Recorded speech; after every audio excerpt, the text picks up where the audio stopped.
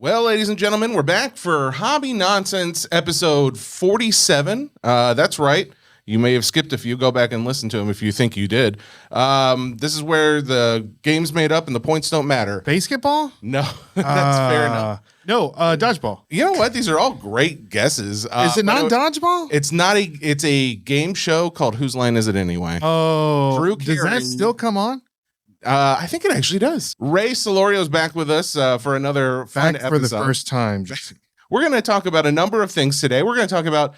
We will get to Pokemon because that is Ray's. Here's the thing, right? You know, you always there's this weird thing on the podcast. I know that you don't want to address the Pokemon, but the people want the Pokemon. I said last time I wasn't even going to just have a Pokemon segment. To be fair, I didn't make a thing of it this time. Ray did, but it is fair. I've been known to do it. I said I think in the last episode, I was like, I'm not going to do it anymore. I'm not going to address the elephant in the room. We're just going to talk about Pokemon. You just need to have a segment because I know that both of us went to the National last weekend. We did, right? Yes, the National. That's the Nashville show. National. Yeah, and then you were talking about on the last podcast how much of non-sports was there. That's true, especially Pokemon. That's true. And here's the thing, guys. Pokemon has been bubbling. It's always been there, but now it's more highlighted to the masses. These sports fiends, probably because the degenerates. Yeah. Probably because of the prices. It's got it. Oh, 100%. Yeah, there's no question in my mind. Because before, it's there. It's always been there. Yeah, they're like, whatever. It's like that mole that you're not looking at. But finally, it gets to a point to where I can't unsee this mole that's been on my back. I have to address this. So we will be getting into that. That'll be later on in the show. We'll hit a few news topics first before we get into all that, see what's been going on in the world of non-sport. Can I just point out something that I saw on a clip this morning that's been just bugging the back of my brain? I just need to talk about it to somebody. Okay. Back to the Future 2. In the movie, there's a little book, Gray's Sports Almanac. Yep. Right? Yep. He uses this book to go back to the past. Correct. Uses it to bet on things, win. That was the plan, at least. What happens, of course, we know. Spoiler alert, if you haven't seen it. And if you haven't seen it, what's wrong with you? But spoiler alert, he goes and throws it away after Doc gave him a hard time. Yep. And then Biff takes it, goes back, gives it to himself in the past. And then all of a sudden he's winning all this money. Good, great, whatever. Here's my issue. Even though Biff gave it to himself in the past, and then the past started to change, all the sports events were the same. Had the same turnouts. Mm-hmm. How is that? How is that possible? Maybe because Biff's arc never crossed the other time. Not necessarily, but like the sports.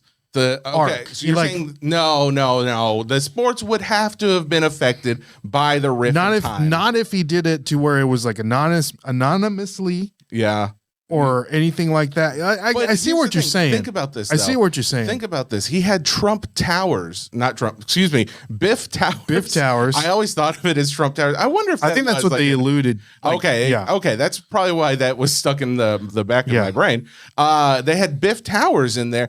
That takes manpower. He was buying oil fields. This man was affecting the course of history, not just there in Hilldale, but throughout the entire California and Western Seaboard. I would say he would have to have affected some of these. I'm sure the lines would be different because it would see what Biff would be betting on and like, okay, right, money's going towards there. Right, he would have to do it anonymously or I don't know, maybe. But again, it got not bet on everything. Maybe just like a Super Bowl here and there, or maybe a World Series here and there. You're helping me a little bit. You're helping me to not see it as such a glaring flaw, but it's sticking in my craw. I don't think it's a flaw, but would you call it a full-on bugaboo? Maybe a half bug? Here's the thing. Maybe he hit it big on a couple bets and made some great investments. Got his money, You're saying he did it early. Bought an oil field, made his money towards that way. You know what I mean? Okay. Just hit it big on a couple bets and then he's good. Bought a couple businesses. Ooh, I'm liking this. That's probably what happened. Because I don't want to go into the next viewing of the show and the movie and then be like, what? This is not. I don't think he made all of his money from the sports betting. Because he did have those Wow. Those towers, Yeah. casinos. Yeah. He The was oil- making money, obviously, on the casino. Exactly. Yeah. So he made probably his startup money betting. Yes. And then from there, he got Ray. Yes, that is how you start the Hobby Nonsense podcast. Yeah. Thank you. Topps has done something new. We're getting into the actual the meaty parts of the show today. Topps has done something new in the sense that this is the first time I believe I've seen it. I think they've done other variations of non-sport Topps Now releases. However, this is the first like really official one they've done for Marvel, it would appear. So over the weekend, or maybe it was Friday, I got some guys messaging. It's like, hey, did you see what Topps Now just released? And for the new Captain America movie that just came out, they have put out a Topps Now card featuring Anthony Mackie on the front playing Captain America. And then you got like Red Hulk coming down, punching his shield. It looks very cool. It's a cool looking card. But what I'm seeing in this is this is the actual artwork that the film studio is using to put out to the masses. And this is, to me, it feels like, wow, we're getting direct marketing material from the studios that can now go on cards. I just feel like this feels much more official. And granted, Topps Now, I have my own feelings. I've thought in the past, like, hey, that Topps Now cards won't have the same kind of value in years from now, or maybe even shorter than that. But I said all that when it's related to sports. Now that I'm seeing it related to Marvel, I'm like, yeah, I'll buy 10. So I did. I bought 10 of them. They don't get delivered, I think, until next month. But that being the case, I'm still pretty pumped to see it. Did you happen to? What do you think about this thing? So the one of one is what? This like just a refractor card? Like what is it? So it's just supposed to be. They're thicker. They're a premium card, so 130 points. So it's a thicker card for the one of one, or just in general, just like says, the base. Look for these. So I assume it's not all of them. I would assume the one of one would be, but it's they're saying like look for the premium 130 point base card encased in a plastic magnetic case, foil parallels numbered to 99 or lower, and then a short print featuring an alternative poster artwork, which they did show a picture of that, and that does look pretty cool too. It's basically Red Hulk with the shield, his fingers wrapped around the shield. Yeah, exactly. So green foil, blue foil, gold foil, orange foil, black foil, red foil up to 5, and then the foil for fractor. Yeah, is the foil fractor. I'm wondering why aren't we just calling that superfractor? I guess it won't be the same kind of style as a superfractor, but either way, yeah. I think this is kind of a cash grab. Cash grab? You really? I think so. And we've never talked about this before. That's kind of been my initial thought with a lot of Topps Now cards, and I agree. Paying what I paid to get these, like I think 10 of them were like $10 a piece, $100. They do the thing where it's like the more you buy, the lower the price. So it's like I think when I bought them at $10, I want to say I got, I don't know, like at $14 a card, maybe something like that, maybe 12. See, I just don't think that this would be a good card to have in general. Even if you are a Marvel fan, like I want to see like a relic or something, like a piece of something on there. Maybe a Harrison Ford autograph. Oh, well, see, you know what I mean? Like when they come out with more releases of Marvel stuff, like this is like the very first of anything in the cinematic universe that they have made, right? Like at least since this new Marvel licensing. Okay. And this is, they didn't even make the artwork, right? They just took these are used in posters and things like that. So my thing is, well, it's the first one. And to me, it looks kind of cool. I just kind of want to have it. I would like to have it. That's part of the collecting mentality, right? Have you seen the movie? No, I haven't. I haven't seen it either. Okay. It looks a little mid.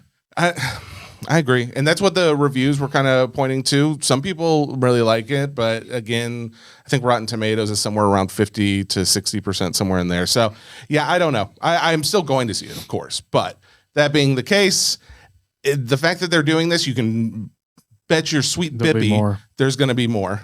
Especially, dude, when the Fantastic Four movie comes out. Those are going to be dope. If they do a Topps Now for the new Fantastic Four movie. I just want to see him do a whole set. Like, I don't know how they would do that, right? Because it's like, I, at the same time, don't want them to overproduce. I want a set for every single movie. Mm-hmm.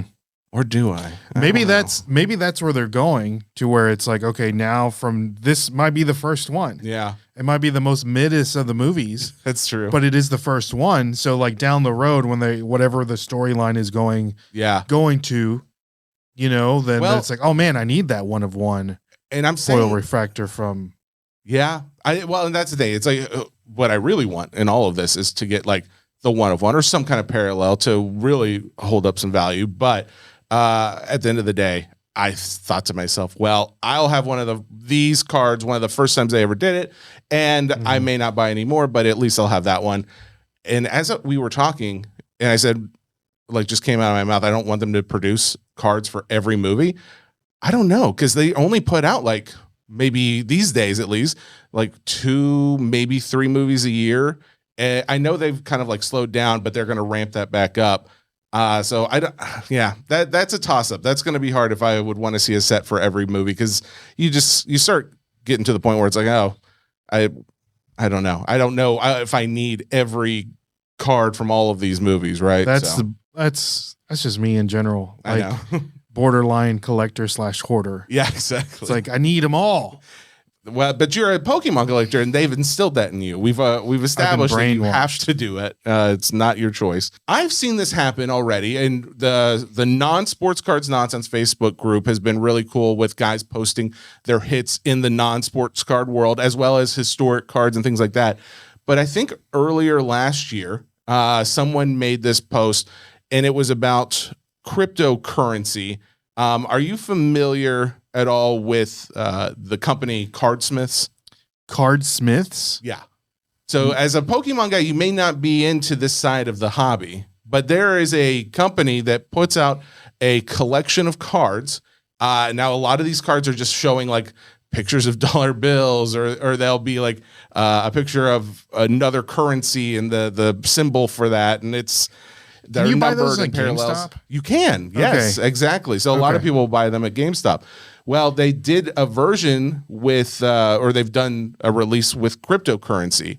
How would you like to spend $50 to make 100,000? All day. Right? Who wouldn't? Right? Yeah. We all want to do that. Sign me up. How would you like to pull a full Bitcoin out of a pack of cards? Yeah. Yeah. We all would. And that's the thing. That's what you're going after. What is the Bitcoin? Is it 50 grand?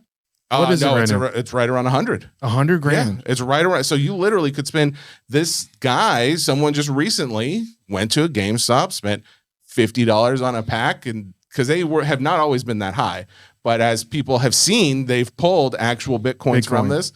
And so they've gone up. So what is it? Is it a code? So I assume it's to a wallet, like you get some kind of access to a wallet, or you might have to contact Cardsmiths directly, and then they would get you to the coin by whatever means. But yes, you essentially win a full Bitcoin if you were to pull one of these cards out of a pack. That's amazing. It's absolutely insane that they're just hanging in some of these stores across the country. Yeah. It's stopping GameStop from not like buying them all. Well, I mean, that's the same thing with every time there's a card where there's, we just had like a Paul Skeens, right? Like everybody's chasing this one guy and the card's worth hundreds of thousands, if not millions.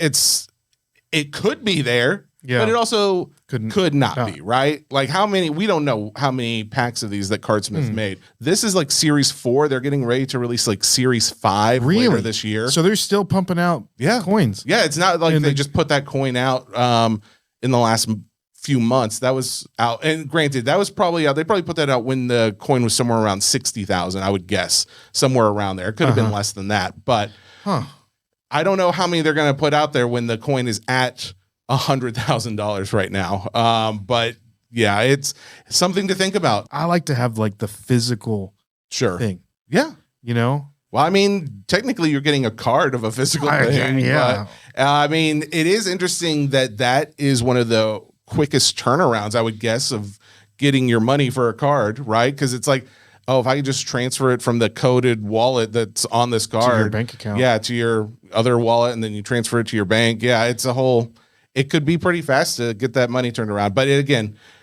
you got to know, like, you're buying that for the gamble, right? Like that's like a lottery ticket you're buying. In the first series, they had 5 Bitcoin available for redemption. I don't know how many of them have been hit. It would be curious to know if anybody's just sitting on like a box of these. They're like, oh, this is garbage. What I'm thinking. No one wants this. I guarantee no one probably wanted it. It went on in clearance. MLB last week announced on somewhere on social medias that they are going to be, the MLB is putting Pokestops in gyms at all stadiums in America, basically trying to incentivize all the kids and parents and whoever else plays Pokemon Go to, while you're sitting there watching Ohtani hit a grand slam, why don't you battle your best friend across the way in a gym right now? It's pretty dope. Actually, I think it's a great idea because the Nashville Sounds, they have at least one gym there. I know this because I was watching a Nashville Sounds game last year, and I was battling some people in the gym while I was watching the game. It's a lot of fun, actually, just sit there, be able to do stuff like that. Actually, it turned out that I was actually playing someone who was sitting literally right next to me because I looked over at them and I'm like, wait, it's like, oh, you're playing that game too? Oh, I'm on there too. Wait, are we in the same gym right now battling each other? So that was a fun experience. But I think that's kind of cool. I think it's cool that we're getting closer of like, not reuniting, but just uniting all of these different fandoms into one. I like the synergy we've got going on right now. What do you think the MLB paid? What is it? Nintanic? What is Nintanic, I think. Nintanic to do that. The Pokemon Go company. Dude, do you think they paid or was? I don't know. I would guess because they are.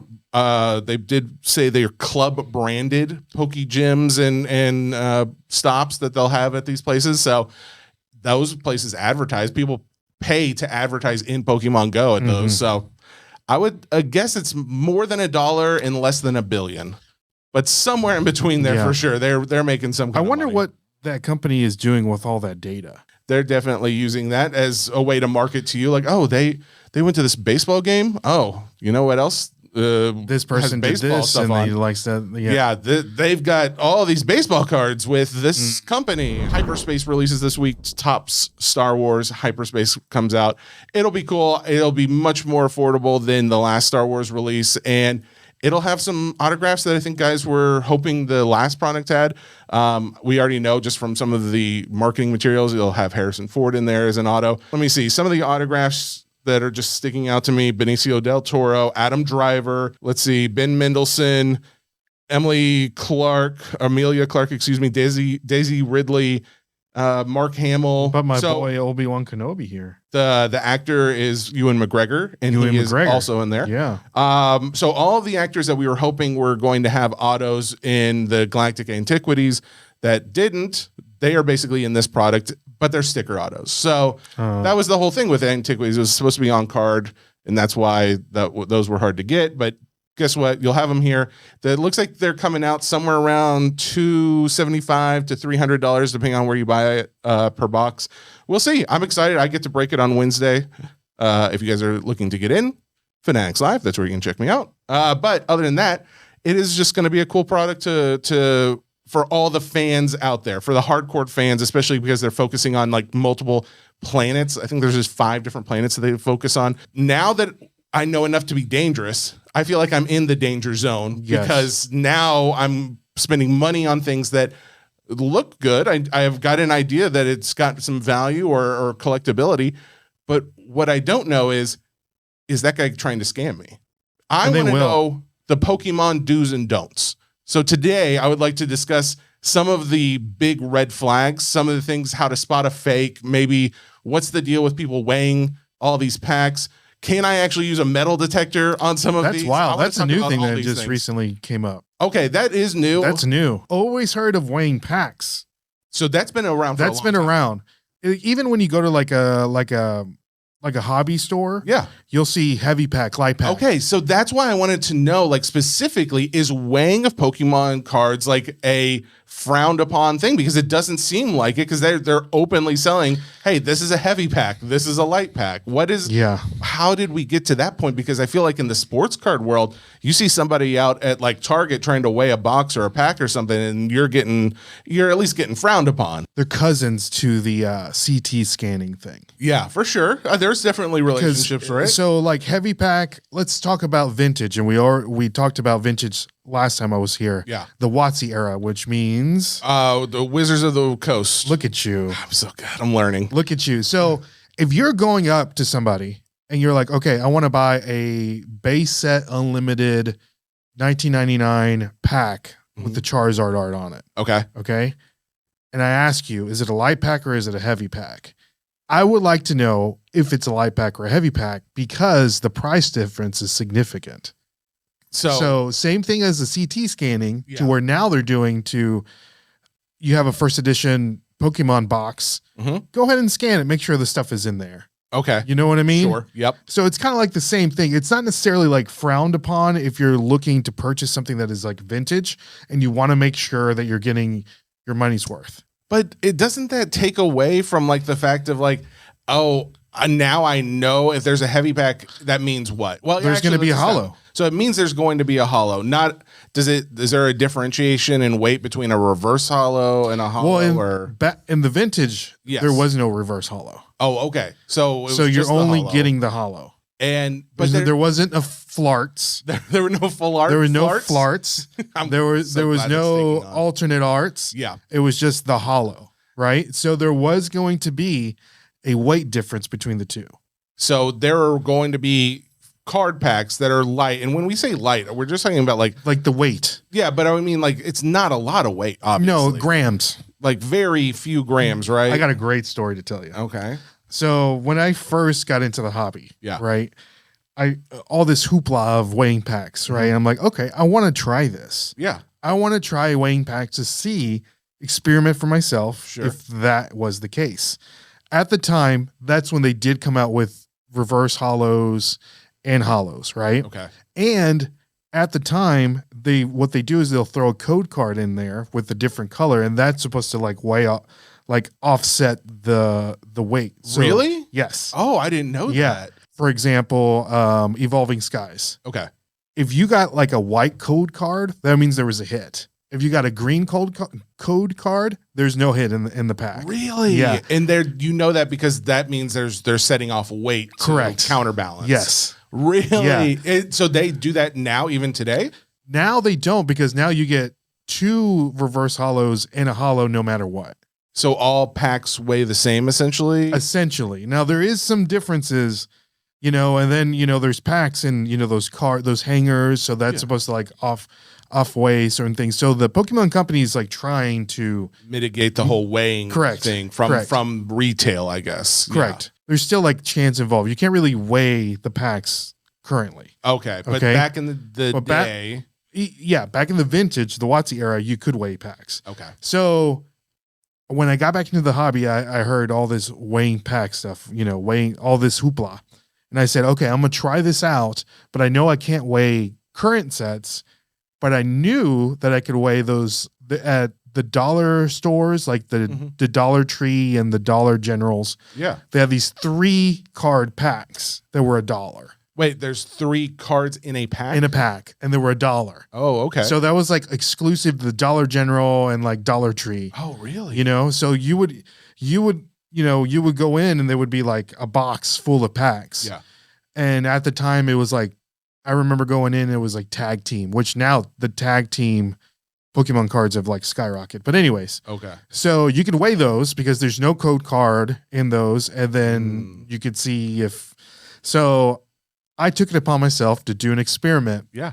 So I said, okay, I need to get a gram scale. Where do I go and get a gram scale? Your local drug dealer. I went to the discount tobacco, like the hookah place. The place here in town? Yes. Nice. Okay. Yeah. So I said, hey man, I need a scale. And he's like, I got this, I get this. Which one are you looking for? And I was like, just give me the cheapest one, I'm man. looking for a Pokemon scale, sir. I just want the cheapest one. So I go in my little scale at the Dollar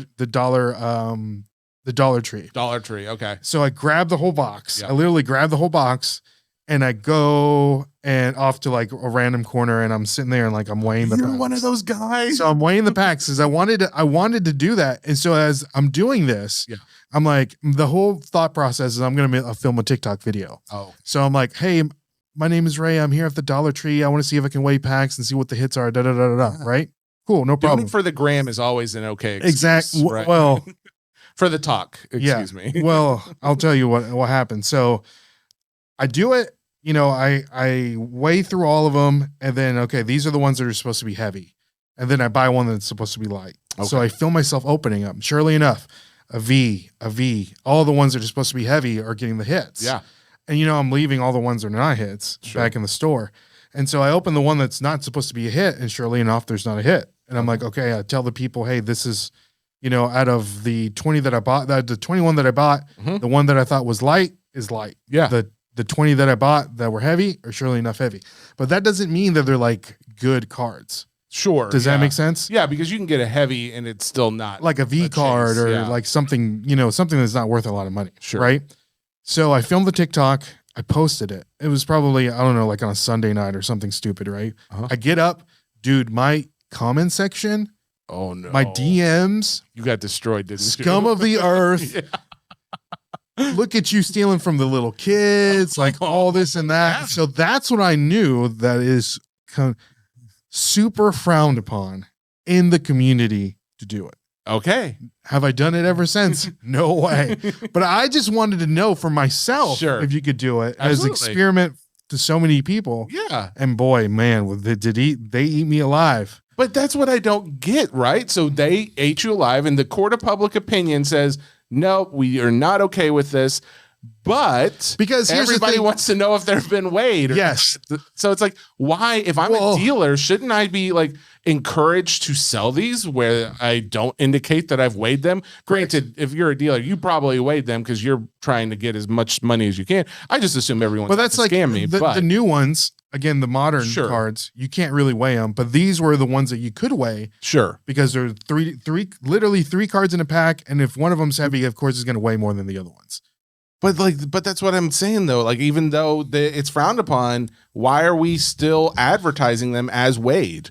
Like, but they only do that for vintage. They don't do that for modern. Okay, but still, like, shouldn't they not do it for vintage? Because shouldn't it be like some people will tell you random? It's a crapshoot. Some people will tell you, okay, I have 4 base set unlimited booster packs, unweighed.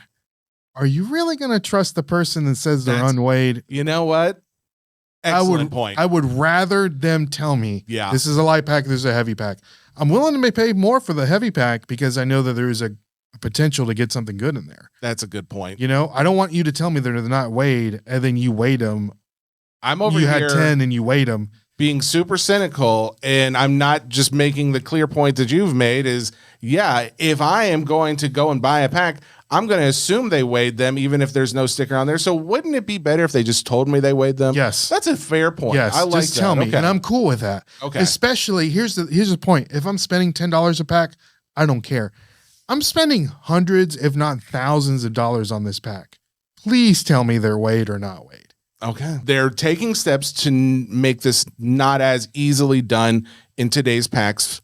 But just recently, you and I have both seen on social media, at least, there are guys taking today's packs that are being sold and they're using like a handheld metal detector on them. Yeah. It's almost like, have you ever seen like those diamond testers? Exactly. It kind of looks like that. Yeah. Almost like that as far as like the size of it goes, but it's just something that they're holding up to a pack and it'll go off if there is a flart card, some kind of hollow in there. But if you didn't know from the video, those were Sword and Shield era cards. Oh, they were Sword and Shield. So you can't do one era back. Yeah. So even in this era, all of them will go off because there's always going to be a reverse hollow in them. Okay. So have you looked into it or found anybody else talking about if that is like real? Can you actually do that? I mean, to the Sword and Shield maybe. Because I've got some Sword and Shield cards. I've got packs at the house. I think we should order a metal. We should. I have an old school metal detector in my house. I did too. But we need one, we need the little diamond tester. I think next time I'm here, I think we need to order one and test it out. Done. We are doing that. And here's what's going to happen is we will also get roasted for being the ones that like we put out the content of us. Hey, let's see if these metals. Oh, it does. You know what? We'll sell these other non-detected packs online. But again, with exactly like weighing the packs, that doesn't mean that there's going to be a good card in there. That's true. But at least we know it's not going to be a nothing card. So it's still a win. But it could still be, in the Sword and Shield era. It can still be a hollow, and those hollows aren't really worth anything. Just like not a full art. Yeah. Not an alternate art. Yeah. But if it doesn't go off at all, is there a chance that there's anything good in there? So then we're at least beating the odds in that sense. So my goal is to get a TCG guy on here to talk about how some of these cards that are so collectible and expensive and you can make actual money on them may have zero gameplay, or you could have this card that is valueless or very little value, and it does really well in the game. I don't know if you knew this or not, but in the set, like let's take example, and I know I keep bringing this up, the Evolving Skies. We have the huge Umbreon VMAX card, right? Yes. There is an Umbreon in that card that's not like, it's the same card, like that has the same abilities, but as the art on exactly. So you can still use it in the TCG. Does that make sense? It does make sense, but I assume the value is nowhere near. No, but it's just for, that's what they call them, like alternate arts, or, you know, like interesting. It's the same card with the same abilities, same hit points, all that stuff. But then there's one that's like the collectible. You think Pokemon does that on purpose? So that it's like, hey, you can have your one that you want to collect and sell and trade, and then you can also have your one that you can play, and you don't have to worry about scuffing the edges or whatever. Yeah. And there's a lot of cards out there that aren't worth, they're not like the collectible cards. Yeah. They're worth money because the TCG players are wanting them to build their decks. Like there could be like bulk cards that you would see. The Pidgey, I think, was one of them for Pokemon specifically. I was talking to a guy at Next Level Games or something. It's down at the Rivergate Mall. So if I can't get this other TCG guy on, I'm going to reach out to them and have one of them on. But I was talking to him over the weekend, and they were saying like Pidgey is one of these cards that you would expect nobody really cares about, but in gameplay it can be very useful for this and that reason. Botting a fake, I think, for the layman is much more difficult than you would expect, just because they've gotten pretty good at some of these. I asked you what, if we could talk about counterfeit Pokemon cards, how to know if you've got one, how to tell a real one from a fake one. You sent over like some pictures of some stuff. Yeah, I can bring it up here. And for sure. For anybody who's like listening and wants to see some of this stuff, about a week after we air the episode on the Listen Only podcast, it does get uploaded to the YouTube page. So you can watch the full episodes on there. The fakes that you're going to see out there, they're not going to be like the card that you're seeing right now. They're going to be like the big money cards. So it's going to be kind of easy to spot the fakes. Oh, you know what I mean? It will be easier, you think? Yeah. Okay. It'll be easy to spot the fakes. But let's just run down through everything. Yeah, like the first thing we're looking at this card, the font. You got to look at the font. And guys, just buy a pack and just compare. So whenever the printing of it is always going to be different than the actual card. It's almost going to be like not as clear. Almost has like a weird like little shadow. On the font, or, the font will be different than your actual Pokemon card. It is a noticeable difference. So it's like, you got to kind of know if you've got a real one first, and then you can compare to what the fake one looks like. Correct. Okay. Like, as you can see, like a perfect example, if you look at the name of the Pokemon, the A, there's two different A. It's the same A, but it's different font. Different fonts. All right. Different fonts. And then bold, like some of it's in bold, some of it's lighter. All right. So that makes sense. That's an easy enough way to tell the difference. But again, it does involve me having something I can compare it to. Correct. And for that, you would probably say like find one that's already been graded, because you can have a better assumption that that's a real card. Granted, unless it's like a CSG trophy card. Oh, can I bring this up too? Oh, yeah. I want to bring this up. So if you guys are collecting Pokemon cards and you're looking to invest in them or do whatever, especially like modern, do not buy anything but PSA graded cards. Really? Because everything else will not hold its value. Oh, okay. SGC, CGC, Beckett, depend if you have Beckett, really? Beckett, like really? Beckett will not hold its value unless it's a black label, or if it's like a vintage Pokemon card in a Beckett slab. But a modern will not hold its value. A modern one just won't. But if it's it just a vintage won't. one, there's a chance. There's a difference. But mainly it's PSA is what you're saying. PSA is what people want. If you go to a show and people have like CGC, what's the one? SGC. Or CGC is the one that is the big one right now that's in the hot waters, right? Hot water. So CGC. Because a lot of people, when that came up, like that company came up like during the initial boom, like 2021, 2020 and 2021 Yes. as a grading company. Yeah, as what they are now. They were around, but yeah, I got what you're saying. So like, that's when people started grading with them just because like the backlog of PSA, all that stuff. You can't move them. People don't want them. Really? But with that being said, that's a good opportunity for you to get a cheaper slab for the card that you want. Maybe, crack it out of the slab and send it into PSA. Interesting. If you have a Moonbreon, it's going to be cheaper than the PSA. Yeah. And from there, you can crack it, send it into PSA. Hopefully you can get, the same grade. Okay. But if you're looking to sell, people don't want them. Gotcha. People don't want them. So don't buy anything but PSA. And if people are wondering, we talked and about that's my opinion. That is my opinion. I am not.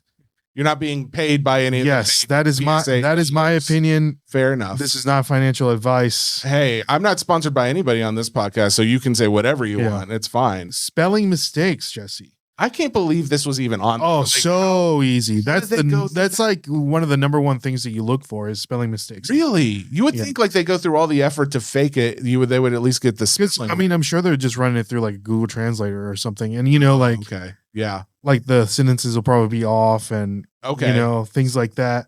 So this, you're showing something specific, right? Yeah, like just real specific on this card. The Pokemon, there'll always be like an accent mark on it. Oh, okay, yes. So whenever you see on the E, correct, on the E. So just make sure, like this is a Gold Star Latias card that we're looking at right here. Huge money card. Clearly a fake. The Pokemon, the accent mark isn't on the E. Yeah, I believe the font might be different as well.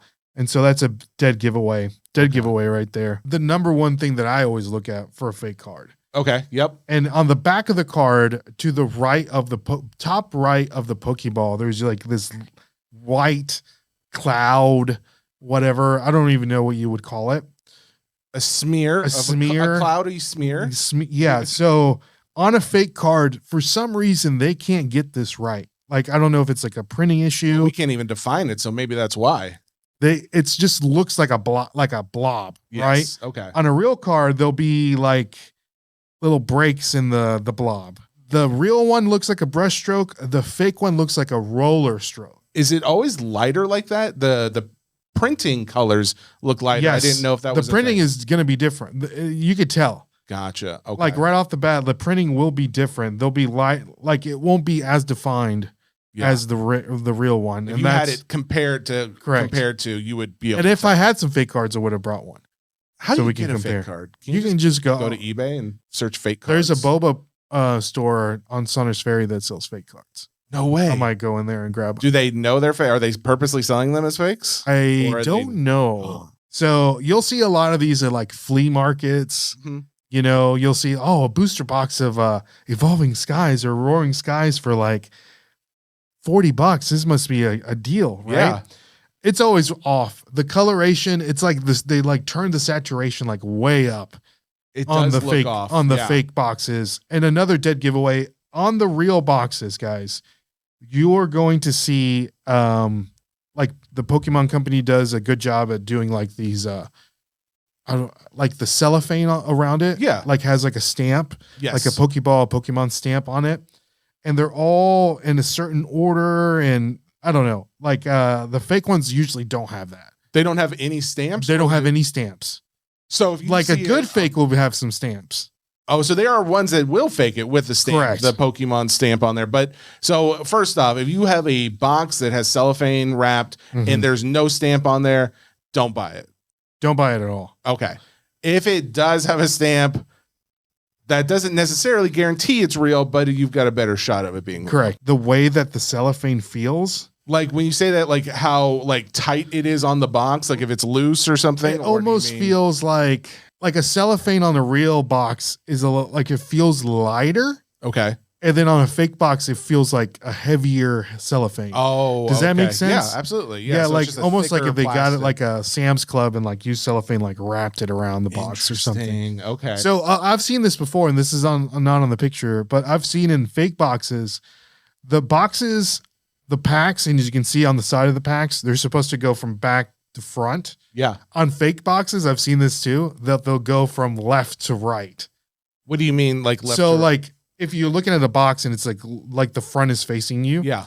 and they're all like stacked towards you. What do you like? The boxes are stacked? No, like the packs inside the boxes. Oh, the packs inside the boxes. They're all stacked and they're all like facing you. Okay. On fake ones, if the box is facing you, they're all coming from left to right. So you're seeing like the spine of the packs. Really? Yeah. So like right here. But you wouldn't know that unless you open the box, right? You can see them from the side. You see how like the real box. Oh, that's you true. can see the packs. Oh. So on some of the fake ones, you'll see the artwork facing you. And that's a dead giveaway. Dead giveaway. Again, people, what he's saying is when you're looking at one of these boxes and you were to open it up like where it's front facing you, he's saying if the packs, when you're looking at that from the front, if they are to the side, if the packs are basically thin looking at the pack in the box, it means that they pack them in their left to right as opposed to back to front as they should have. Correct. And I think you can actually buy fake ones off of Amazon.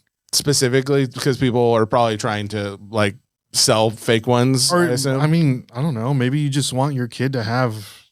I would want one just so I can compare, you know, so I could see. But at the same time, it's like, I don't know.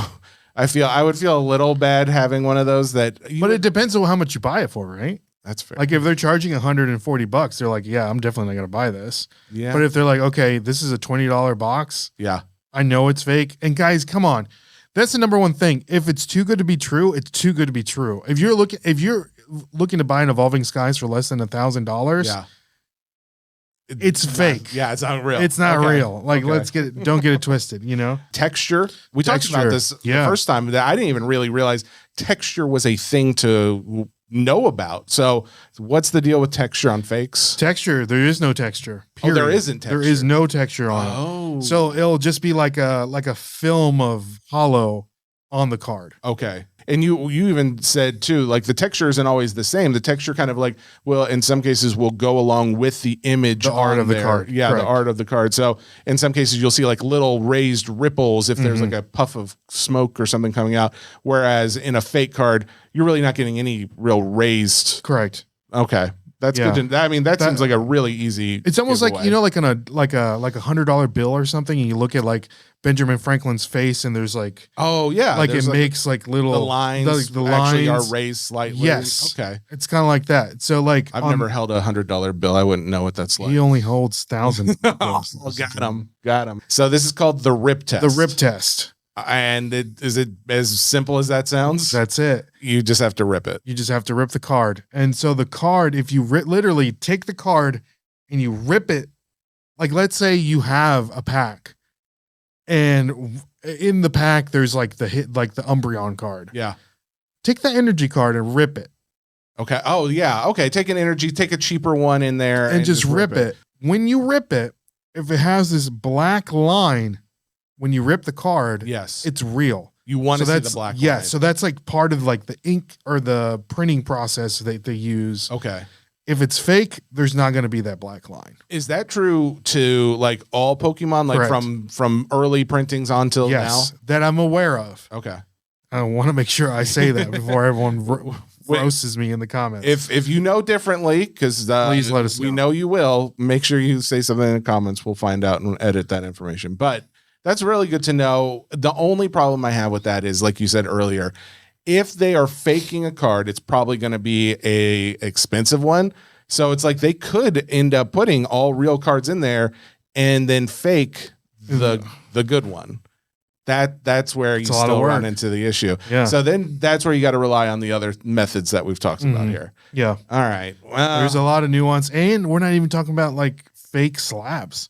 There's fake slabs. Oh yeah. People are fake slabbing these cards. Oh yeah. You should do this regardless. If you're buying over $1,000 card or something, I mean, it doesn't even have to be. If you're buying a card that's like $100, yeah, and you're like, okay, this is as much as I can spend on the card. I want to make sure that this PSA slab is real. Yeah. Go to Amazon, buy yourself like one of those like black lights. Oh yes, like a pen or something. And just shine that bad boy on that PSA stamp on the front, you know, the little sticker. Yeah. Or on just the label. And there's like hidden things on there. Really? I didn't so like a new one, the fake ones won't have that. Gotcha. Okay, that's good to know. Yeah. Very good to know. All right, so fake slab, that's a whole different story. That's a whole different story. And we can get into like, how prominent would you say this is though? Like how bad of an issue is faking Pokemon cards? It's a really bad issue. Really? Yeah. Especially like with Poncho Pikachu cards, like those promo cards. Yeah. There's fake promo. I had a friend, a local vendor that met with somebody on Facebook, literally was selling some Poncho Pikachu cards. Really? Meets him and says, yeah, this is how much I want for him. Da, da, da. Cool, whatever. Takes out his little pen. Immediately like, oh, you know what? I don't want to sell them. You know, like, you know, da, da, da, da, da, you know. It's like, yeah, I kind of like, you know, I don't really want to sell them anymore. Thank you for meeting me out here. I'll talk to you later. Really? Yeah. Wow. Jeez. So you know for a fact and they'll use certain numbers from real ones. So you can't, you'll never actually be able to tell that. That's what I would assume is like, if you're going to fake it, you're going to use a number that actually corresponds. A person that doesn't know about certain numbers will use a certain number for a completely different card.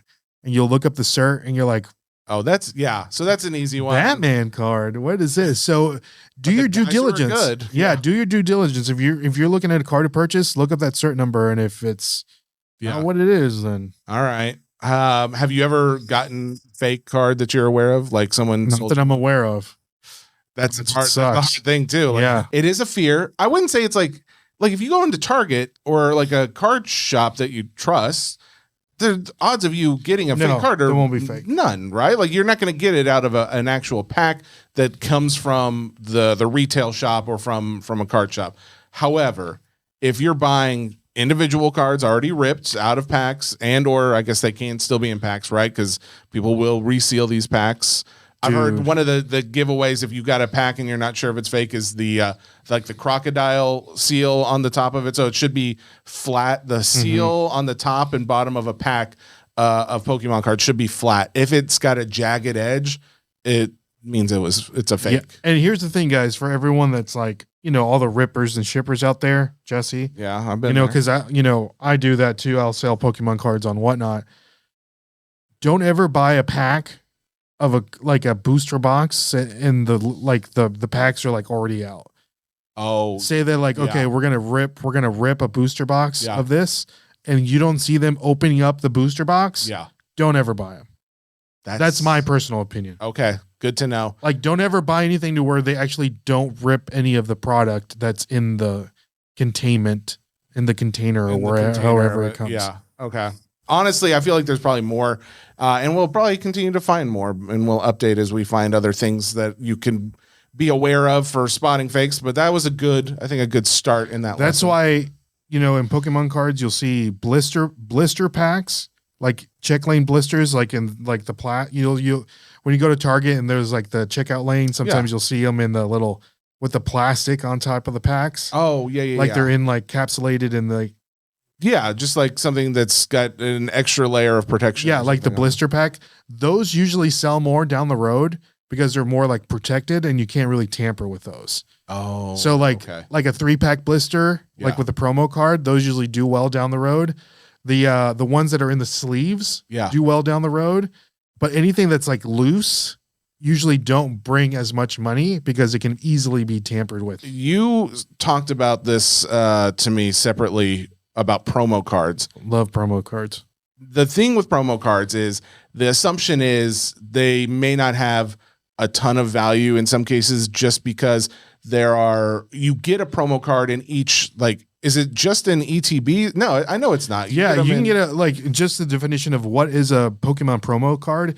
It's an exclusive card for professional events such as tournaments, special events, or through Pokemon related merchandise. That's how you get a promo card. Okay. All right. So there's probably a lot of them in some cases, though, right? Correct. Okay. And I would assume most of the time the card that comes in every box that everybody gets would not hold up much value. You would think, right? Yeah. But here's the thing, especially when you have grading coming into play. Okay. Because that little card in the box is just moving around, shaking, Sure. getting all damaged or whatnot. Okay. And if it's a nice card with a great artwork and texture and a great Pokemon, it's people are going to want it down the road. Like for a perfect example, our first example that we have as a promo card is the Ancient Mew promo card. So the Ancient Mew promo card was given out to people during the first Pokemon movie. So you would buy a ticket for the Pokemon movie back in 2000 or 1999, whenever it came out, and you were given this promo card for free. And so you would just throw it around or whatever because everyone had one, right? Sure. So a raw value of this card is $41. A PSA 10 is $556. But that makes sense because that a PSA 10 has to be incredibly hard because you're getting this as you're going in to see the theater, right? And you're not like giving it in a pack. It is in a little pack. Oh, there is some kind of covering for it. Yeah. It's not just like a paper. You know how you get your ETB and the promo cards in a little pack? Oh, just like a little cellophane. Correct. Yeah, that's all it really. That's how it was. To it. Okay, so there's not much protection. There's not much protection, especially when you think of the kids or even adults that are getting these. They're not. And think of how many they made. And they're not walking in with like a penny sleeve and a top loader in their pocket. They're going in there with just shoving this cellophane into their pocket and getting damaged. And think of how many they made, Jesse. I would assume the height of Pokemon. Yeah, the movie's out. Every theater had these promo cards. Okay. So what I'm hearing is there should not be as much value, honestly. Exactly, right? But there is, because there's the 10 is just so hard to get. I had a friend, or not a friend, just a person that was... Oh, you don't like this person? Well, no, I don't know this person. Oh, okay. That was a follower of mine, and he found my channel on TikTok. And, I do some Pokemon-related stuff on there. He says, hey, man... I worked at this movie theater. We are converting the movie theater into a church, not the one down the road. But, you told me, I think you told this story on the first episode. Yeah. And so he found a bunch of these promos and he sent me like 3 of them. I ripped one, sent it in because it looked good. And it came back at 10. And you did get the 10. Yeah. Dang. Now, I actually have this next one that you have on the list. Card. This is the Pikachu, the Pika portrait. Is that what it's known as? Or Pikachu with a gray felt hat. Okay. I just call it like the Van Gogh. The Van Gogh. Okay. Yeah. So the Van Gogh Pikachu. I got this one at the height of the popularity because I found the thing where it was like, if you bought something off of like, is it Poke Center? The Pokemon Center. Pokemon Center. If you bought something off there, you got one, as opposed to having to go to the museum and get them. So if you were to spend $30 from the Pokemon Center, you could possibly get this promo card. So is this true? Is the pricing true on here? What it says right now? Oh yeah. Is that up to date? Yeah. It says raw $320, PSA 10 $718. Yes, sir. I have it as an SGC 10. Obviously, probably not going to pull in the same kind of PSA 10. Mm-hmm. Should I cross that thing? I would cross it. Dang. I did not realize that was holding so much value. And this card, there was so much controversy over this card, Jesse. 2 reasons. One is the madness that occurred at opening day at the Van Gogh Museum, which at the time was the only way that you can get this card. Okay. Buy a ticket to the Van Gogh Museum in Amsterdam, I believe, or Holland. I'm not 100% sure. Okay. They had an exhibit there. There was other Pokemon Van Gogh related merchandise. You can get some bags, play mats, other things like that, right? Yeah. This card was given to you for free once you purchased the ticket. So much madness happened with this that they said, we're not doing this anymore. We will give it out on the Pokemon Center randomly. You got to spend $30 or more. And all of them went out, right? Yep. At the time this came out, everyone was like, the price is too high. It's too high. It's too high. Mm-hmm. It's overinflated. The madness, that's what's causing it to peak. But so many people want this card, and I keep referring to the Umbreon card. The pop rate of the Umbreon card in a Gymnet 10 is crazy. Yeah. Which the price of what it is compared to the pop does not make sense. Okay. Because it's a loved card or whatever. Same thing with this Pikachu card. Pikachu as a Van Gogh art. I know. Like, come on. That's why I wanted one. At the time I cared nothing of the value. I just thought it looked really cool. Exactly. And I was like, if I can get one, I want to have it. Yeah. And now it makes sense that it's just one of these that there may be a lot of, but I assume it's not anywhere closest population as far as like a PSA 10 to the I think it's Umbreon. even more. You think it's more? I think it's more because it's Really? a free car. Everyone got it. Yeah, but I mean, you still had to spend money to get it through the Poke Center, and it was like I remember it being a limited time. I would love to know like what the population, what's more, either if it's that or the Umbreon. But that is another one that there's a lot of, but still holds value. How do I know? I guess like how do I know what is? You want to guess On the Pikachu? I'm going to say 3,000 PSA 10s. 33,000. I was close. I had that 3. Jeez. All I had to do was add another 30,000 for the 10. And as you can see, Wow. And they're selling average price 700. Man. does not make sense, does it? I mean, I'm happy though. I'm happy to hear that like there are people out there. There's enough people out there that are willing to pay for that. I mean, granted, they haven't all paid at $700. There's probably a lot of those that were graded long before the price shot up to what it is now. But that's the thing. I think that's one of the things that holds that price up is like, oh, well, there's $30,000 and yet they're selling it or there's 30,000 of them and yet they're selling at $30 or $700.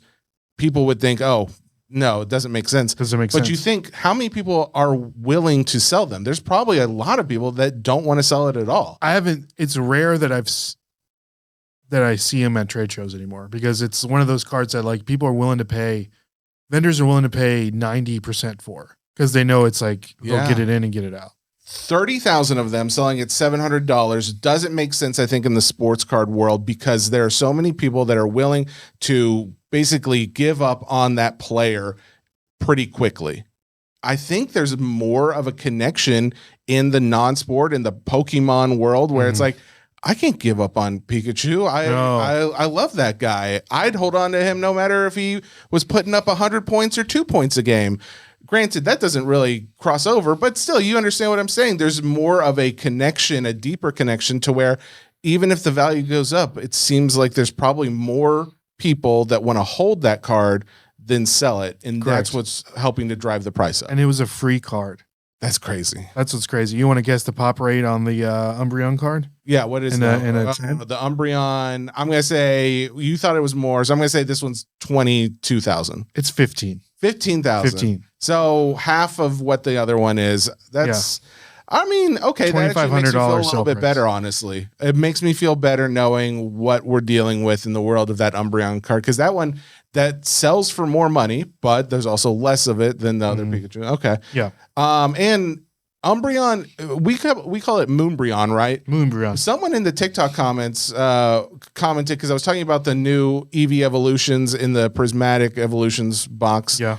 And I called it, I think I said at one point Moonbreon, but that's not Moonbreon. It was only in reference to the fact that Umbreon was like in howling at a moon or something in that art. But there's a moon behind the Umbreon. They said the Umbreon in the Prismatic Evolutions is a Sunbreon. I disagree. They say they're calling it a Sunbreon, not Moonbreon. Almost every Umbreon card has a moon in it. I'm just telling you what that guy. All the ones that I have. Said. I hope you're right. But now I need to know. I'm confused and I'm scared. To get a promo, again, they're free and they come you can get them free in a movie. Yeah. Promo like an ETB or yeah. special collection box or something like that, or something they call like pre-release kits or build and battle boxes. Oh, okay. They're usually like a little promo in there, like when they do like a TCG pre-release party of a new set. Yeah. So what we're looking at here, we're looking at a Charizard stamped promo from Evolutions. Okay. And the one that you're looking at, this is a staff promo that was only given to the staff at a TCG store. Really? Wow. So not only is it a pre-release Evolution stamped, but it also has a staff, STAF yes promo, which makes it even rarer. Just to be clear, 2 Fs. Two Fs. STAFF. Excuse me. English was my second language. Thank you, Jesse. The raw value on this card is $1,400. A PSA 10 is $10,000.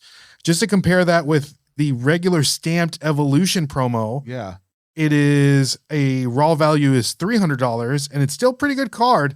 And a PSA 10 is $2,700. do you think that why is the price so high on the one that doesn't say staff though? I mean, obviously it's Charizard and there's going to be, was that one always high or is it just recently jumped? No, it was always been high. But again, okay. like this was before really like the boom. And then this card is a little more rare because you can only get it through those like pre-release TCG. Okay. That makes sense why that one would be. Ray's Reqs, your recommendations. My recommendations, ladies and gentlemen. And again, this is not investment advice. So these are my recommendations. If you're looking to maybe invest or if you're looking to buy some cards that I think that are going to go up, in my personal opinion. Yes. These are some cards that I'm looking at to investing. If you're not already picking them up, I would pick them up. Okay. So the first one on here is the Lugia V card out of Silver Tempest. This is the alternate card. Silver Tempest is currently, that was in the Scarlet and Violet, right? The era. Yes. It must be, right? Because it's got a gray border on there, and Scarlet and Violet was the first to They have stand. gray borders if it's an alternate card. Oh, okay. Yeah. All I right. think this was a Sword and Shield. Silver Tempest was Sword and Shield. Correct. Okay. All right. I think this card's already, it's a great card to have in your collection. Lugia is kind of like a sun, or excuse me, like a sky and sea kind of Pokemon. He can, dive and, fly. Sure. Or whatever. But the raw value of this card is $262. A PSA 10 is $622. Okay. So if you don't know, Jesse, this is the Lugia. Pokemon Silver and Pokemon Gold was the second gen of Pokemon games. Yes. Okay. So Lugia was the silver Pokemon. Oh, that's right. On there. Yes. And so in the gold Pokemon was Ho-Oh. Ho-Oh. H-O-O-H. Okay. Got it. So in the new set that's coming out in English, which is going to be called Destined Rivals. Yes. Okay. Okay. They're finally releasing the alternate art for the Ho-Oh card. Oh. So if you scroll down on here, and it's a reminiscence of the Lugia card. So they almost like come together. Why that would raise the value of the other one. Correct. Because it's like, hey, we're getting a connection with this new set. That's a smart play. I like that. Okay. So when does that one come out? Do you know? In May. In May. All right. So start to look for possibly the Lugia Lugia V, right? I'm curious in 2 months in May to see if the 622 still stands. I absolutely love this card. And there's a little caveat to this card. It's actually down in the month of February, but I think it will increase over time. Okay. So it's down 11% from last month. Okay. It's from currently it's $24. It's down from $27. It's a nice little alternate art card. There's a PSA 10 is a $200 card, and there's what is 19. the card? The card is a Chansey alternate card at a Twilight Masquerade. The reason why I love this card is all the other Pokemon on this card. I love the artwork. You see a Snorlax in the corner. You see a Bellsprout in there. You'll see a Ditto. And you see a Psyduck. And the fact is, it is a Chansey card, but it's like it could just as easily be one of these other Pokemon cards because they're featured so prominently in the artwork. It does. I will say to see that card is like $24 is kind of surprising because it does look like it would be one that a lot of people would like. Exactly. Okay. So you think that one has a shot as a PSA 10 right now being $200 to get it raw, only $27, $24, somewhere around there. Yeah. And Twilight Masquerade, I got some packs of that at like the Dollar General, like last week or something. Granted, not many. Those were a little bit harder to find, but I still found them in like a 10 or something like that. Yeah, you can find them. They're readily available. But guys, if you go to card shows or TCG Player, I would pick this up. I love this card. Again, some of the original 151 Pokemon are on this card, which I think is another reason why people would like this card. Absolutely. I'm a big fan of this card. All right. Next one in the list. Next one is Graveyard from the Scarlet and Violet base set. Oh, okay. Okay. From the base. From the base That set. one, because that one's not a very, at least not yet, a very popular in terms of monetary value set. So the Graveyard card is an alternate art card. As you can see, it's up 13% from last month, $23 to $26. PSA 10 is $152. And there's a pop report of a 10 of $845. So I love this card just because of the artwork on this card. As you can see, it is kind of like a spooky kind of dog. Yeah, okay. You know, stuff like that always sells. It's got like a little Gengar mat that he's laying on the floor, and there's also a Ghastly there.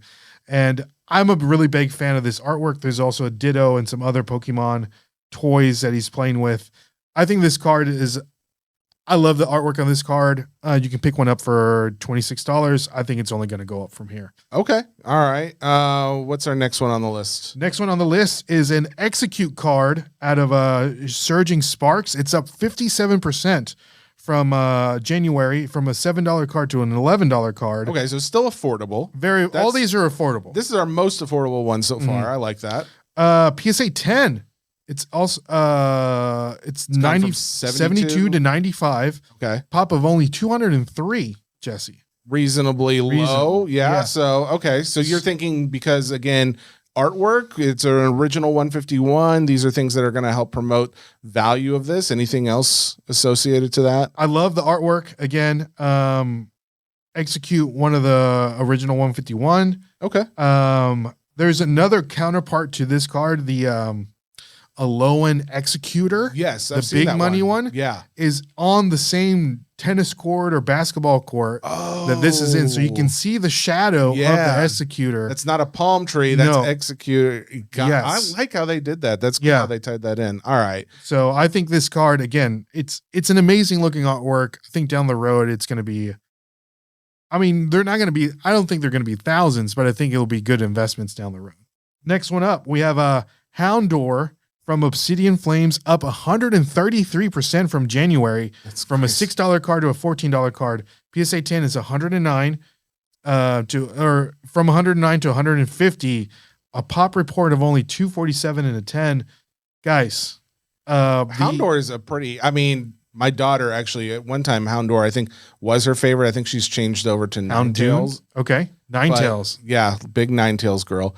But Houndour this is like a litter of Houndours, like a litter of puppies. Yes. It would make sense why this one could be popular. I could definitely see that. Yeah. So I love this card. Love the artwork. Again, like Jesse was describing, a litter of puppies. Who doesn't love puppies? Who doesn't love Houndour? Okay. And Houndour, of course, the evolution of Houndour. Okay. Also a popular Pokemon. So I'm a big fan of this card. All right. So last one on Ray's Reqs, the Hisuian Growlithe. So out of Twilight Masquerade, up 26% from $15 to $19. PSA 10 from 97 to 121. Pop report of 1300.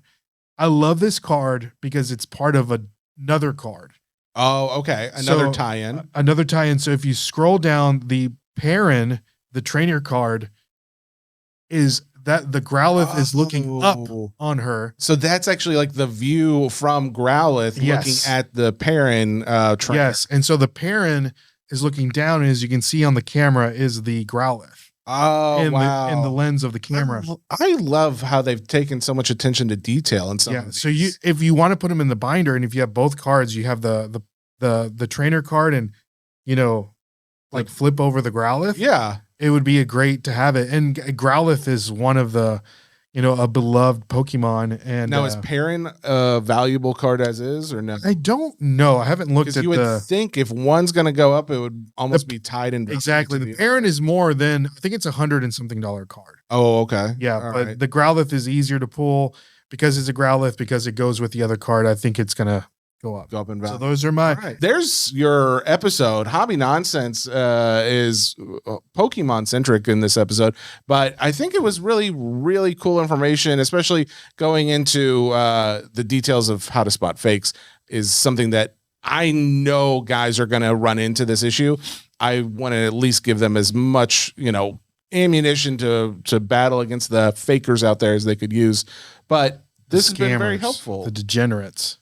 They are, right? I mean, they really are. And I The boons sometimes of my the world. fear is how close I am to that line of crossing over to the You're a degenerate? I mean, last week I spent 6 hours driving to every Dollar General in my local area. Why? Trying to see if I can find any older Pokemon stuff. Did you find anything? No.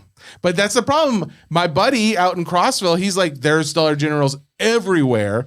And he's like, I went in because he spent a weekend with us. And after I showed him like some of the Pokemon stuff I do and how they've shot up in value, he's like, oh, I'm going to go check. He's finding ETBs at these Dollar Generals? Yes. Wow. And I'm just like, what? And so after he said that, I'm like, well, I'll drive around. Found zero. What kind of ETBs was he finding at Dollar Generals? I am a degenerate at this point. I don't remember. I bet you went to some interesting Dollar Generals. I went to ones up towards the Kentucky line. Actually, I will say most of the Dollar Generals I went to, pretty okay. Really? Pretty okay. Yeah. Sometimes they have the Pokemon stuff behind the counter too. Did you? Oh, most of them have. Most of them told me like, yeah, we keep finding open packs. Because of me and others like me, they have to keep them hidden away. So he was finding Astral Radiance. Okay. But they have this $40 sticker on them. So it's a sticker that's like under the cellophane on there. Huh. And it's like, he's like, how do you list this if it says $40 on there? And I'm like, I mean, you can't take it out on of the cellophane. ETB. Yeah. So there are Dollar General exclusive ETBs. That's what it's looking like to me. I mean, this is something new, people. Maybe if Ray's Reqs didn't know this, then maybe it's brand new. Who knows? Yeah. But it is something to think about. All right. We'll be back next week. This has already been a longer episode. I appreciate everybody listening. If you guys don't already know, it means a lot when you comment, subscribe, like, listen, do all those things. You don't have to send me a check. You can just do one of those other things I mentioned. Send them. You can send me the check. Okay, well, let's talk about it. We'll see. We'll talk off air. But that being said, this has been Hobby Nonsense. We look forward to talking with you guys next week. Next week, I am on my way to Ireland. There will still be episodes. Yeah. Are you Irish? I am 63% according to my... You going to the motherland? My 23andMe results. Yeah, I guess so. You going to meet up with some old rallies? I don't know any of them, but I look forward to meeting. I think Gibson is like a Scottish thing, so I don't know what part of me is Irish. It's like when George's dad went to Italy and found the other Costanza. Yeah, it's going to be just like that. I plan on filming some content, hopefully recording some stuff at the Dublin Card Show, finding out who's collecting Pokemon over there and other non-sport cards as well. So looking forward to that. You guys have that to look forward to as well, and we'll see you on the next one. Goodbye.